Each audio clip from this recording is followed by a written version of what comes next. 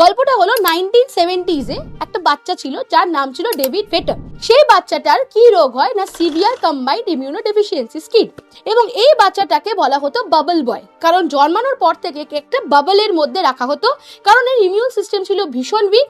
তো তার ট্রিটমেন্টের জন্য বিভিন্ন প্রসেস দেখা হয়েছিল, কিন্তু কিছুতেই ট্রিটমেন্ট করা যাচ্ছিল না।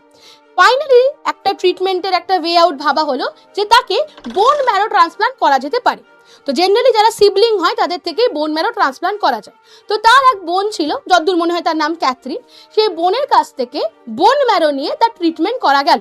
জিন থেরাপি করার আগে তার মধ্যে বোন ম্যারো ট্রান্সপ্লান্ট করা গেল।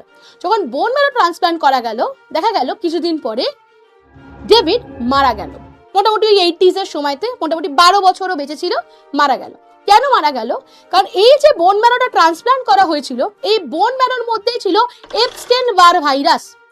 এপস্টেইন বার ভাইরাস থাকার জন্য ডেভিডের উল্টে ক্যান্সার হয়ে গেল এবং সে মারা গেল। তাহলে এটা ছিল একটা ইনসিডেন্ট, এটাকে নিয়ে একটা মুভিও হয় বাবল বয়ের ওপরে। তো এটা একটা ইনসিডেন্ট ছিল যেটা সিভিয়ার কম্বাইন্ড ইমিউনোডেফিসিয়েন্সিকে নিয়েই, যেটা মোটামুটি জিন থেরাপি রিলেটেড একটা টপিক, তাই এই গল্পটা তোমাদের বললাম।